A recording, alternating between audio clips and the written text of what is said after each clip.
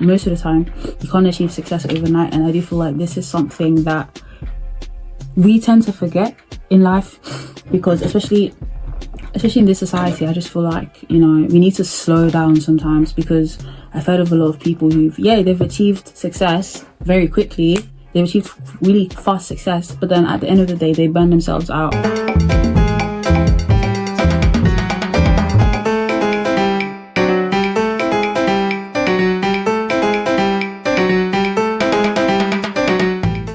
And yeah, so it builds resilience, it builds patience. I don't even know if I'm resonating with anyone. It builds resilience, it builds patience, and it really builds character, because, you know, a lot of people have New Year's resolutions, a lot of people have these different types of goals that they said they would do, but you need to have the discipline, you need to have not just discipline, you need to have like the type of personality, you need to have patience, you need to work on yourself. And I just feel like delayed gratification is important. Delayed gratification is kind of underrated as well, especially on social media, when it seems like everybody's having trying to be famous. Not everybody, most people. Some people are just trying to be famous quickly. Sometimes you just need to slow down.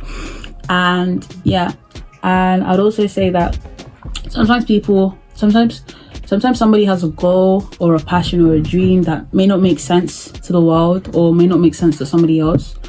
For example, a lot of people might be looking at me thinking, well, she's in an English speaking country, why is she making bilingual content? Yeah, it doesn't make sense on paper, it might not make sense on paper, but I'm also like, and even though I am in an English speaking environment, even though, you know, Spanish is not part of my daily life, I'm not going to stop there. You know, I want to reach people because I'm aware not everybody has English as their first language, so I would like to reach people that may not speak English or may not understand English. So that's why I'm doing this bilingual stuff. Not today, not this, I don't think this week, but like that's why I'm doing this bilingual stuff, so that, you know, I can reach broader audiences, so that other people can like kind of enjoy my content or like benefit from what I'm doing. It's one of those things. So sometimes people might judge you, people might think what you're doing doesn't make sense, but that's probably because they have a limited perspective. I'm not looking for your opinion, not your help, not even your sympathy. Or they're looking at things from, you know, instant gratification perspective, whereas you know what you're doing, you know that even though it doesn't make sense. For example, Noah and the ark, God wanted Noah to build an ark, and it took him, I think the internet said 55 to 75 years.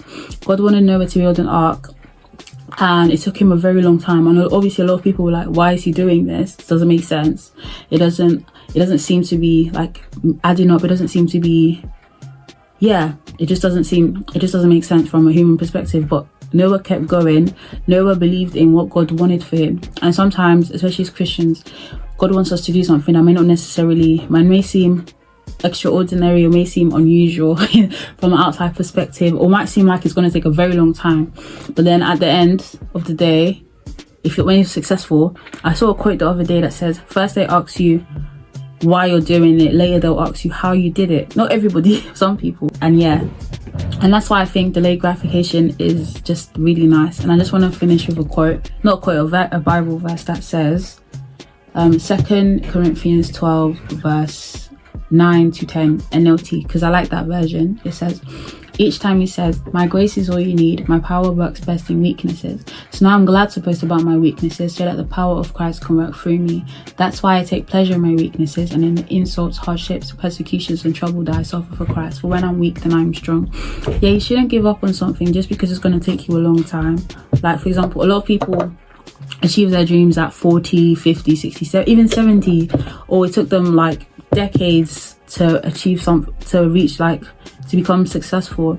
So yeah, you shouldn't give up at the first hurdle, or if something seems hard. Like I said, mistakes are part of the process. You shouldn't give up at the first hurdle. Sometimes God uses your weaknesses for his greater good, but even then, it goes broader than God using your weaknesses. It's also you learning from your weaknesses. You know, your weaknesses make you a better person if you learn from them, if you try to adapt them, if you try to change them for the better. Your weaknesses can make you a better person. So yeah, even if your dream takes 20 years, it doesn't matter how long it takes, even if the journey is difficult, one day you're going to look back, you're going to smile, and you're going to be like, I'm so glad I didn't give up, even though the road was rough, even though it was difficult, even though I wasn't seeing results instantly. I'm so glad that I kept going. I'm so glad that, you know, this happened. And I am not throwing away my shot. I am not throwing away my shot. Hey, yo, I'm just like my country. I'm young, scrappy, and hungry, and I'm not throwing away my shot. Especially another thing with delayed gratification, if you've achieved something that took you a very long time to achieve, or if you've mastered something that took you a long time to master, I do feel like it will help you further on in life with other aspects of your life. So you could, for example, if you've mastered, I don't know, I don't want to use my like language journey. I would say, I don't know, for example, I can't play violin. I play piano, but not violin. I'm going to use violin. So for example, say you've mastered, say like a professional violinist, but even then it took years and years of practice to get to that stage, and you felt like giving up so many times, but you didn't. At first, when you first learned violin, it was so hard, but now later down the line, later down the line, you're very good at violin. You just play whatever, anyhow, because you kept going, you persevered even during the hard times. And the good thing about delayed gratification is that I feel like it will help you with other aspects of your life as well, not just what you've achieved with delayed gratification.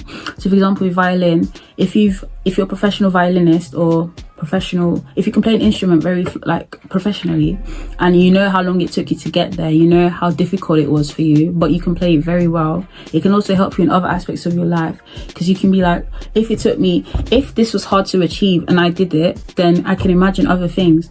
So for example, if it was hard for me to play violin well and I still did it, I'm now a professional violinist, I can apply this to, like, I don't know, other goals that are going to take me a long time to achieve, if you get what I mean. But yeah, hopefully this video resonated with you. I don't want it to be like extremely really long. I hope it resonated. I don't know, it was actually kind of spontaneous, I'm not gonna lie.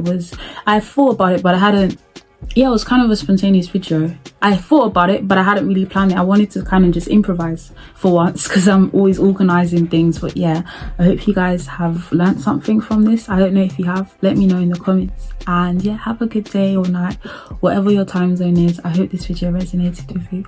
See you next time. Bye bye.